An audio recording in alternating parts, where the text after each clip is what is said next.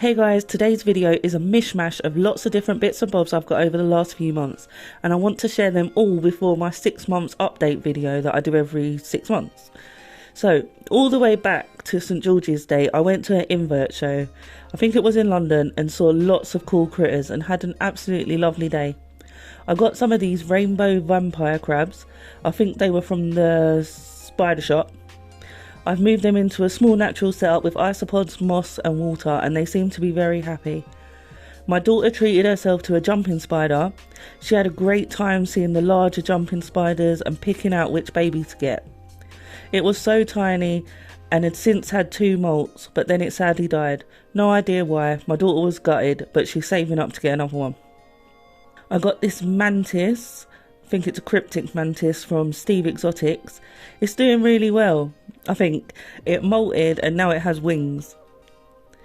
And we got this mismolt mantis from the Mantis Den, obviously at a greatly reduced price, and I don't mind her uniqueness. She was the only bad molt there, so we snapped her up. And then saving my favourite critters till last, ants. Was lovely to see Ants HQ again. They had lots of cool ants on display, including leaf cutters and these stunning beauts. Absolutely amazing. They were obviously way out of my budget, so I went with these cool hunchback ants.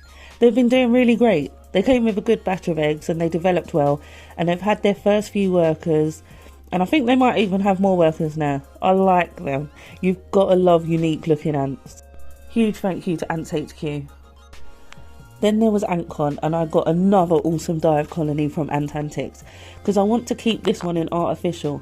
And I saw this guy on Discord use loads of bits of coloured paper, and they ended up weaving with the coloured bits of paper, and I just thought it looked awesome, so I wanted to be trying that. And I also got these Formica, which are doing awesome. And of course, my favourite, Antics sugar snaps. I can't wait to do my sugar snaps video. I've already got some awesome time lapses to put together. And I've also put to use my AntCon products, like the EA Spoodernest and the Wakooshi limited edition AntCon 2023 Venus. The Manica from Antics are doing absolutely amazing in them. Here they are. Then after AntCon, the lovely giant Stein gifted me this stunning queen. She's relayed her eggs and they are developing well. I've attached a Wakooshi outwell to their test tube. I can't wait to see them get their first workers. And then I did a 1k sub giveaway, and an Etsy store called Ant Love Supplies very kindly reached out and donated to my giveaway. And they even sent me a mystery box of very handy goodies.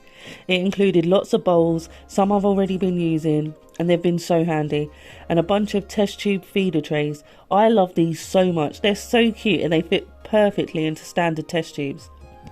The freehold ones I've used in Outworld as well to give my ants a selection of sugar snaps. There was 2 different seed dispensers, but my youngest already nabbed one. There was this ant mover kit where you plug in your colony needing a fresh tube on one side and the clean tube on the other side, and you can just leave them to move. Again, super handy. And my favourite thing in the package was all the different liquid feeders. Freaking love the huge liquid feeder.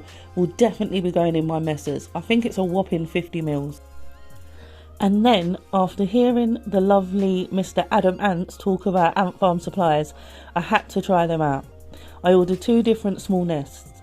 First up, the Ant Chamber Extra Small. A cave-like natural style nest, was easy to put together, only 4 screws. There's a reservoir at the back and came with tubing, and a plug for one end of the tubing with air holes, and a test tube connector on the other bit of tubing. Very handy that you can directly attach a test tube straight into the nest.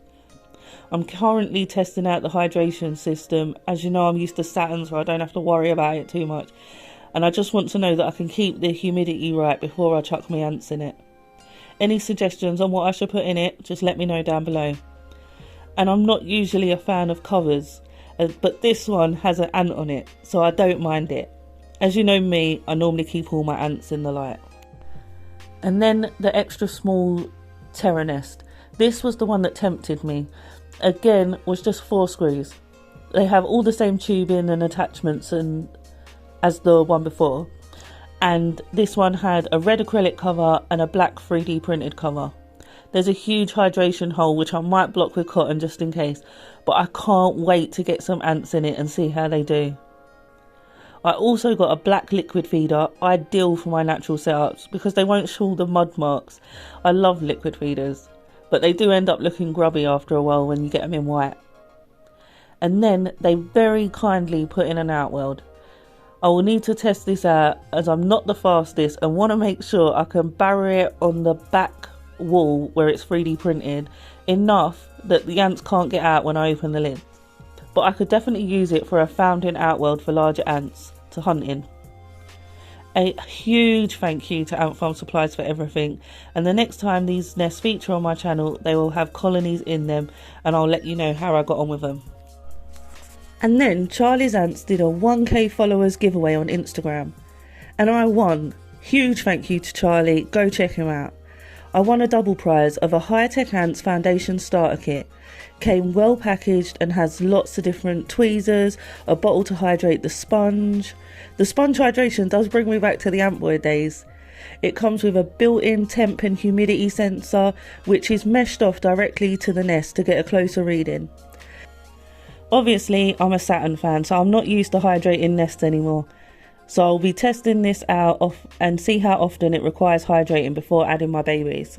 The nest has different layers and shapes to create chambers, and it comes with a 4-way connector box to help make extending easier. Then it came with 4 legs and an extender to go to something taller.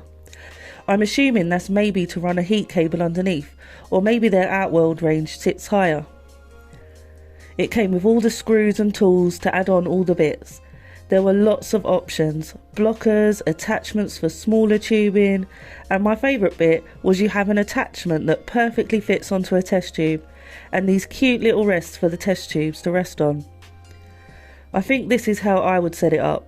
I'd have the junction box attached and the tubes coming off that, and I could put water in one and sugar snaps in the other, and then on the last opening I'd have tubing connected to an outworld.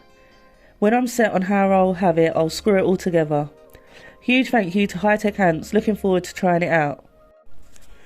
And the second part of the prize was this stunning queen off Ants Davey. She rocked up the day after, super quick. But it was on that super rainy day and the postman and the box were very soggy. Thankfully the queen was absolutely fine and didn't seem phased at all. She came with some nice eggs and looking forward to seeing her grow, her colony. She looks awesome. Huge thank you to Ants Davey. That's all for this mishmash video. Thanks for watching. Take care. Stay safe. Bye.